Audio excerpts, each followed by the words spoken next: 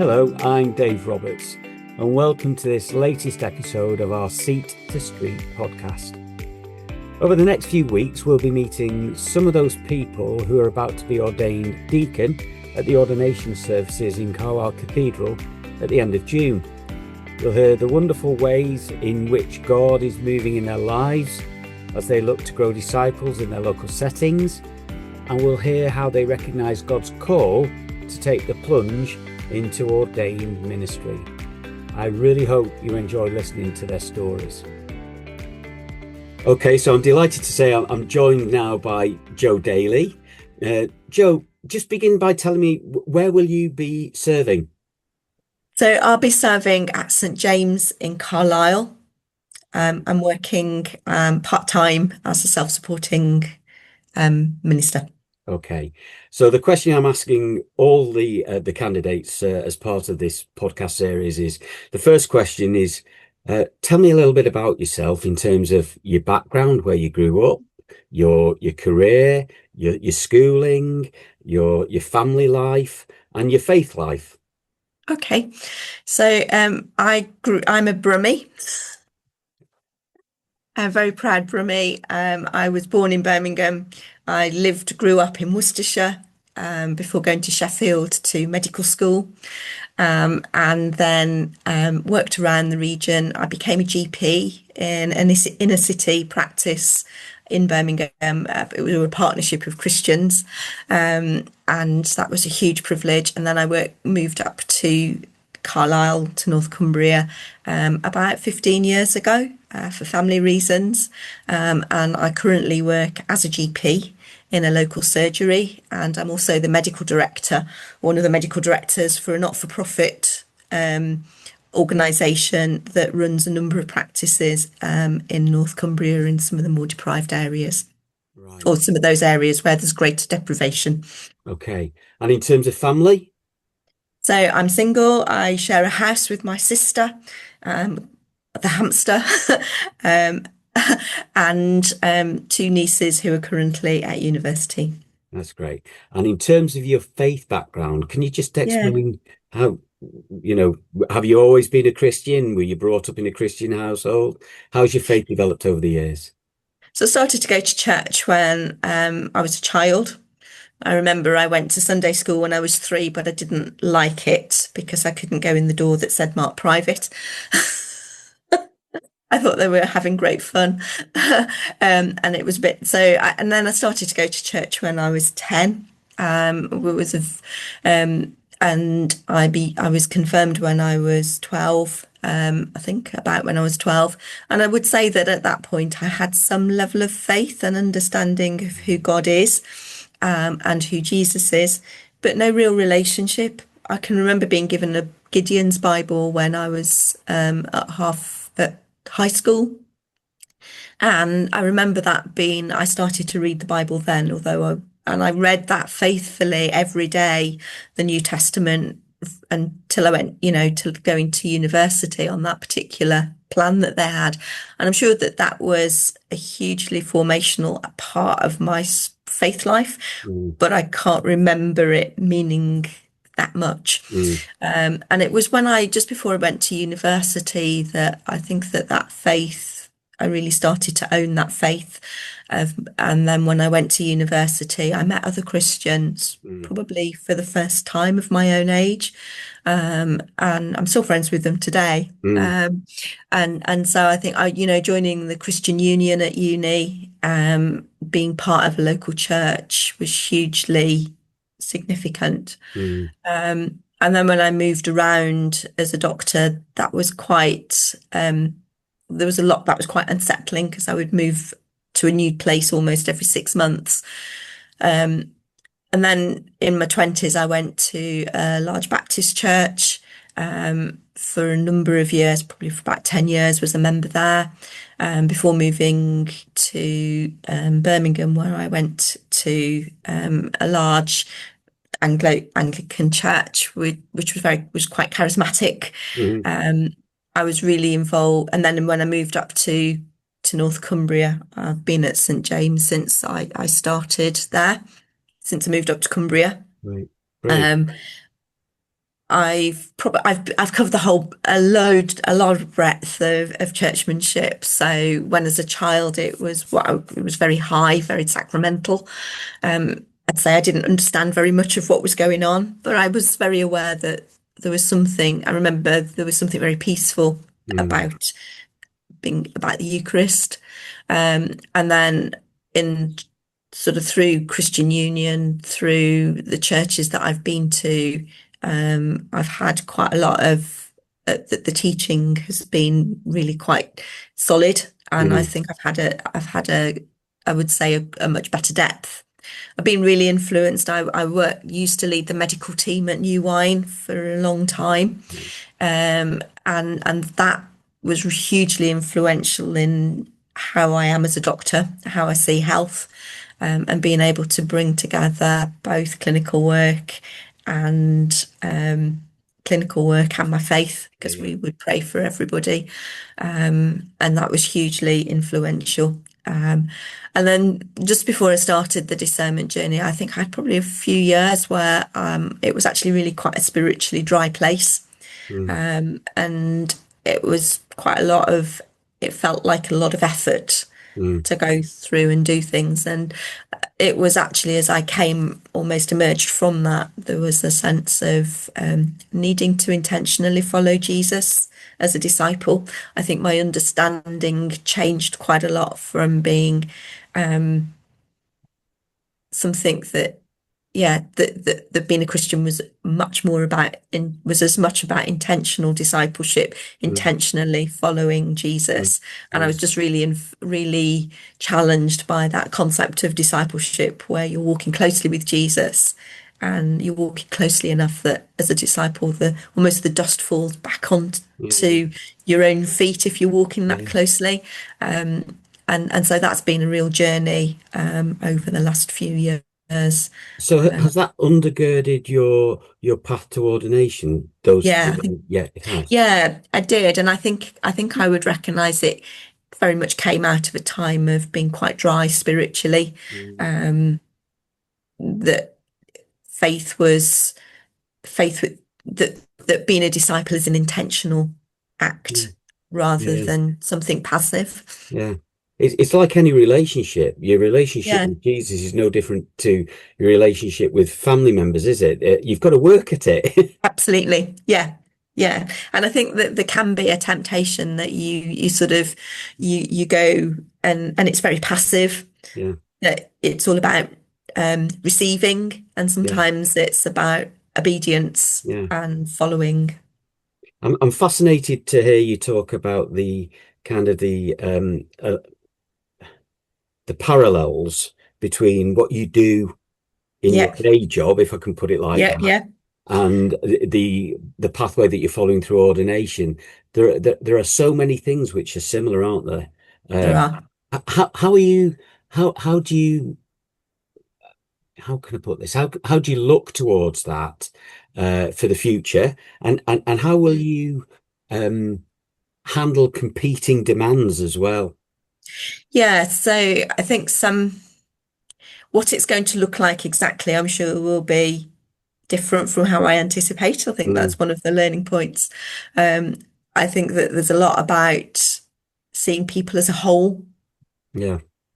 Yeah. I think that I will take within ministry, I will take some of those skills of listening, understanding where people are at. But I think also there's an element of we're very good at dividing our lives into different compartments. And I think, spiritual care just completely gets left out. Mm. Um, so yeah, I think that I will be able to use my GP knowledge, particularly around mental health and addiction, Mm. Mm. into ministry. I understand what it's like for people who are waiting in uncertainty, Mm. waiting for results. I'm not frightened of talking about difficult subjects. Mm. Mm. Um, and I think as a Christian, as a minister within my workplace, I think, yeah, I think that there's very careful boundaries that I will need to keep. Yeah. So that, and I've worked through quite a lot of those and what that might look like. But I think that there's also an element of conversation and openness with those I work with, Yeah. as much as anything. Yeah. So you'll be a self-supporting minister. Yeah, So you'll continue to be a GP, I but will. you'll also minister at the same time. So do you know Yes. how that will be split? So I'll be doing a day a week ministry. It's all ministry, isn't it? Yeah, well, it is. It is. I'll be doing a day a week church-based and then 3 days a week sort of workings in the work in the surgery and within the organisation as a medical director. Okay, great. What are your hopes and prayers for your ministry as you move forward? So one of the verses that has really influenced me is in Ephesians, and it's about being rooted and established in Christ's love. And I see my role as some of what I feel that I've been called to is about enabling people to discover that love for themselves and to grow in that love. Great. I'm going to be picking up quite a bit of looking at pastoral work, and I think that again gives perhaps more time to people in a way that I can't do within my clinical role. Yeah. How did you sense the calling to ordain ministry? Yeah, so I was already involved with quite a bit I was doing some preaching and leading within church, and I felt that I needed some more training, that was appropriate. And so I went to see my vicar and I went, I think I need some more training. I suspect it will be a reader. I suppose I ought to be open to ordination. So I'm really surprised I'm sitting here. So many people say that though. It wasn't my plan at all. And I was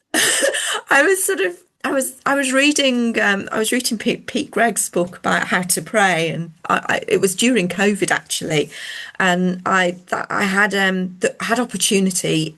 I know COVID was hugely challenging, but for the first time I had some space in my life to think and reflect. And I remember I went on holiday. The first holiday I went up to a little sort of Christian retreaty centre up in South Scotland, and I was reading this book, and I was praying, please God, just talk to me, tell me what I should be doing because I don't know. And I went for a cycle ride around. There's a big reservoir, Killed Water. Oh yeah. And I'm not very good at directions. I went the wrong way round this circle. Which is a huge laugh for my family because I'm hopeless at directions. I went round the wrong way, and I was playing, I was really enjoying the cycling. Anyway, as I was cycling round this thing, they've got quite a lot of bits of architecture around Killed Water. There was a door. There was this door, and I remember just having this sense of I need to get off, and of God saying, I want you to go through the door. So it was just this door sitting by door frame, and everybody else had gone round the outside of it, but you could just open it enough just to get through. And it was like, no, go through the door. And on the door was the verse about knocking the door from the Bible, which was a bit bizarre. So I went through the door, and as I went through the door and turned right, there was a church. It was a Churches Together piece of architecture, and it was this willow church. The willow planted. It was a willow church with this little sign outside that said "Welcome to the Living Church," and inside the church was this sort of really big cross, and I just remember kneeling in the mud. Yeah.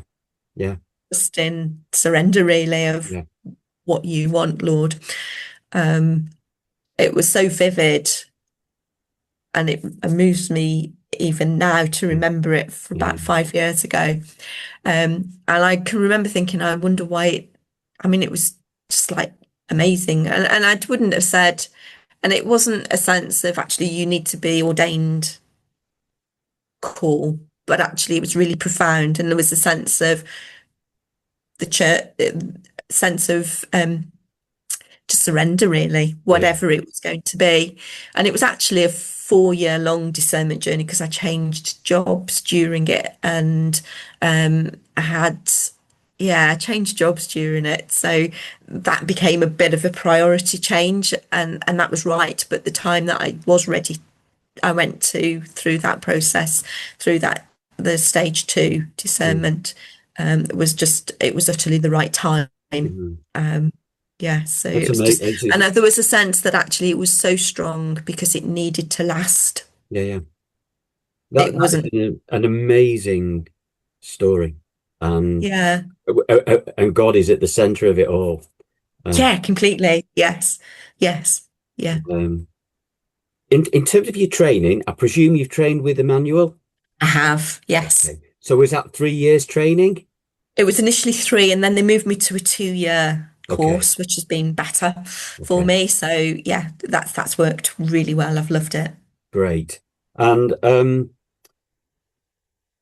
as we approach the end of our chat, I know that you've mentioned Ephesians and the Yeah. the rooted in love factor, but I do always ask people if there is a particular piece of scripture or Bible verse which has been with them throughout their ordination journey. Can you think of It's anything? that one. It's that one, is it? That's Yeah, it came together when I went to stage 1, and they showed you this photo and said, "What does it mean to be a priest?" And it was a photo of a tree that was growing down into rock. The roots were going down into rock. It was really messy. It was quite messy. It wasn't pristine at all. And I think I'd been reading that verse. So yeah, that and that was that just struck and stayed. And it was interesting, in our last residential weekend we had to write down, what do you think a deacon will do? And we talked about the theology of it and things, and I wrote down what I thought a deacon would do and a priest would do. And then I realized that actually what I was writing was those verses. mm, And then we were asked to change, this is what a deacon does, to I will do. And I realized that actually that has not gone. That calling of supporting, facilitating, mm, introducing, walking alongside mm, people to know the love of Jesus, and that love is deeply rooted in their lives. And I can sort of being able to walk alongside, but step away. mm, That's just stayed. mm. Jo, it's been an absolute delight to speak to you. Thank you very much for your time, and be assured of all our prayers Thank as you. you approach ordination. Thank you so much.